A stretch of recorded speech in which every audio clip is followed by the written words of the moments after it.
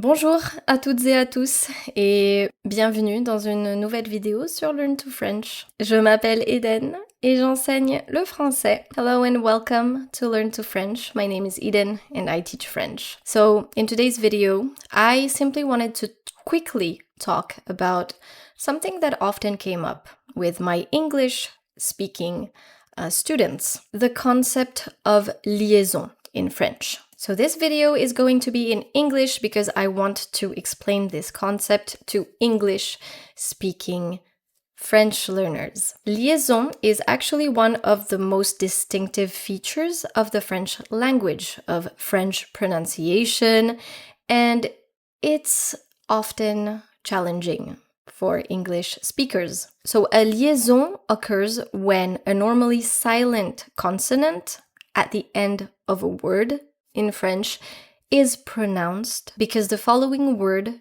begins with a vowel or a silent H. Donc, par exemple, if you read these words individually, you will read les and amis. But with the liaison, if it's in a sentence or a phrase, you will read it les amis. So both words are connected with a liaison, the sound. So you can't see it, but you can hear it. Same for these words. Petit ami, petit ami, with the liaison. Listen, petit ami, petit ami. Now you can hear the T at the end of petit. So there are three types of liaison. The mandatory liaison, les liaisons obligatoires. So these ones must always be made. The optional liaison, so they are more common in formal speech, but in everyday French, you don't have to pronounce them, or it will sound too formal, and the forbidden liaison, which are never made. So, the mandatory liaison, they must always be pronounced. What liaison do we have? The liaison between an article and a noun. So, for example, les amis, the article les, amis, a noun. So, les amis, we have a mandatory liaison. Between an adjective and a noun, un petit enfant. Petit enfant. Adjective, petit enfant. Noun. Les petits enfants. Les petits enfants. Now this time the liaison is with the S. After possessive adjectives, donc mes amis, tes amis, liaison, between a pronoun and a verb. Nous avons, vous avez, ils ont. And of course, after certain prepositions. Donc, dans une.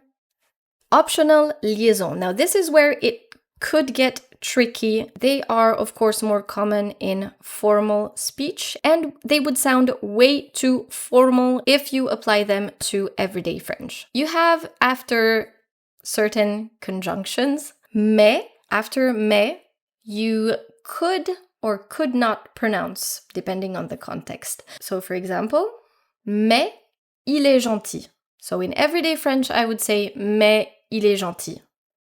But in formal French, I would say mais il est gentil. The liaison is optional between a plural noun and an adjective or the preposition that's following it. So, for example, des chansons originales. In everyday French, I would say des chansons originales. But in formal French, I would say des chansons originales. There's no difference when you write, once again. But there's a difference when you listen to it, or when you say it. Des histoires effrayantes. Des histoires effrayantes. So it's also optional to pronounce it in composed tenses. So for example, passé composé, the liaison is optional between the auxiliary être or avoir and the past participle following it. So you can hear nous avons aimé or nous avons aimé. After some common verbs, such as the verb être, the liaison tends to be optional in spoken French. So, for example, il est heureux, il est heureux. Elle est à la maison, elle est à la maison. And forbidden liaison, so these ones are never to be pronounced. So after a singular noun, le chat est, and not le chat est. Le chat est. So whether the word following it is a verb, an adjective, or preposition, you do not make or pronounce the liaison after a singular noun. After the et in French, and, that is also a forbidden liaison. Elsa et Anna, and not Elsa et Anna. Elsa et Anna. Before words that start with an aspirated H, un H aspiré. Les héros, and not les zéros. Les haricots, and not les haricots. You have two types of H's in French. I'm sure I have a video about that somewhere in my channel. So make sure to learn more about those two types of H's in French. So the most common liaison that you can hear are consonants that change their pronunciation. If there's a liaison with the letter S, you're not going to pronounce it S, but rather Z. Z. You don't hear les amis here, you hear les amis.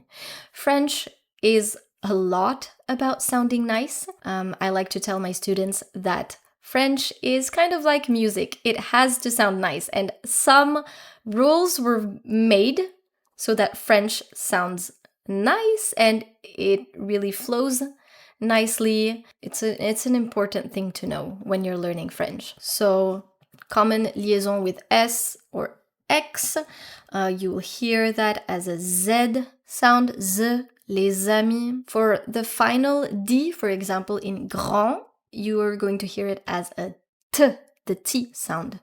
Un grand homme, and not un grand homme, un grand homme. For words that are nasal vowels, for example, the final vowel is a nasal vowel ending in N. Un ami, un ami. Those are common liaison sounds. So some tips for you, for English speakers mostly. You will need to listen carefully to native French speakers. You can actually internalize the rhythm of French language, and you can even imitate what you hear in French in front of a mirror, for example. It's okay if you don't understand. For this particular exercise, you will need to imitate what you hear, to copy what you hear. You can practice with common phrases where liaison is mandatory. Optional liaison are just like I said, optional, so it's okay if you pronounce them or if you don't pronounce them. These liaisons are here to make speech flow smoothly. So it needs to sound nice. It has to be quite logical in that sense. And you will need to think of words connected by liaison as single sound units instead of two separate words. That's the purpose of liaison here. Mastering liaison will definitely improve your French accent. This will make your speech sound more natural and more fluid. This is essential to authentic pronunciation in French. So if you would like to improve your pronunciation in French, work on your liaison. And so that's it. I hope you found this video helpful, and let me know if you have any questions or if you'd like me to work on a specific topic. Merci beaucoup d'être resté avec moi et je vous dis à très bientôt pour une nouvelle vidéo sur Learn to French. Au revoir!